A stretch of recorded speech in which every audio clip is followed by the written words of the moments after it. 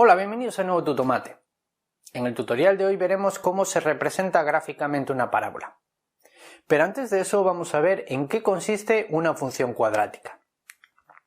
Una función cuadrática tiene la siguiente expresión: y igual a ax al cuadrado más bx más c, donde a, b y c son números reales y a es distinto de 0.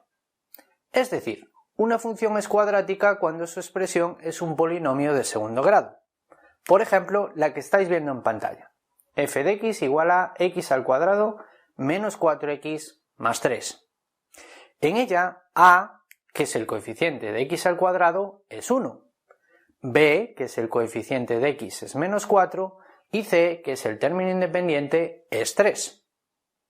Ahora, ¿qué relación existe entre estas funciones, las funciones cuadráticas y las parábolas?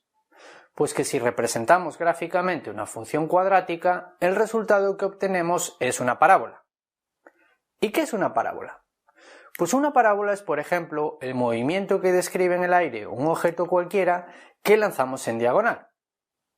En este tutorial aprenderemos a dibujar la parábola que está asociada a cada función cuadrática.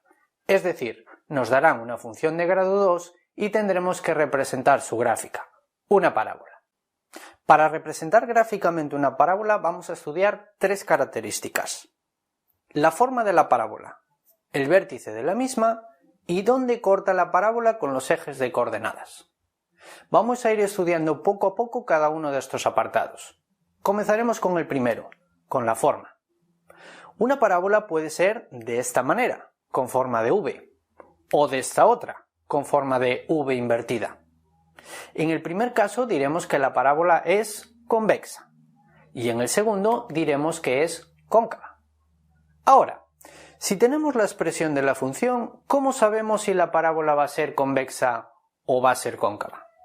Pues muy sencillo, solo nos tendremos que fijar en el valor de a, el coeficiente de x al cuadrado. Si ese coeficiente es positivo, la parábola será convexa, y si es negativo, la parábola será cóncava. En nuestro ejemplo, f de x igual a x al cuadrado menos 4x más 3, vemos que a es 1, positivo. Por lo tanto, nuestra parábola será convexa. En el siguiente apartado lo que vamos a estudiar es el vértice, que es la punta de la parábola. Tenemos que pensar que el vértice de la parábola va a ser un punto del plano y por lo tanto tendrá dos coordenadas, la x y la y. La primera coordenada del vértice, la x, la calcularemos dividiendo menos b entre 2a. Recordad que b era el coeficiente de la x y a es el coeficiente de x al cuadrado. Al sustituir y hacer cuentas nos dará un valor. La segunda coordenada del vértice, la y, se calcula sustituyendo dicho valor en la función. Veamos cuál es el vértice en la parábola de nuestro ejemplo. La primera coordenada, x, es menos b partido por 2a. Como b es menos 4, menos b será 4. Y como a es 1, 2a será 2. 4 entre 2, 2. Para obtener la segunda coordenada, la y, sustituimos x por 2 en la función. Y resulta 2 al cuadrado menos 4 por 2 más 3. Es decir, 4 menos 8 más 3, que es igual a menos 1. Ya tenemos el vértice de la parábola. Será el punto del plano 2 menos 1. Finalizaremos con el tercer apartado. Averiguar los puntos donde la parábola corta con los ejes de coordenadas. Comenzaremos viendo dónde corta con el eje de las íes. La clave aquí está en darse cuenta de que en todos los puntos del eje de las íes, la primera coordenada, la x, es igual a 0. La segunda, y, igual que hicimos en el caso del vértice, la calcularemos sustituyendo en la función x por 0. Veamos qué ocurre en nuestro ejemplo. Como acabamos de decir, la primera coordenada, x, va a ser 0. La segunda la conseguimos sustituyendo x por 0 en la expresión de la función. Resulta igual a 0 al cuadrado menos 4 por 0 más 3, que es 3. En definitiva, el punto de corte de esta parábola con el eje de las íes es el punto 0, 3. Vamos ahora con los puntos de corte con el eje de las X.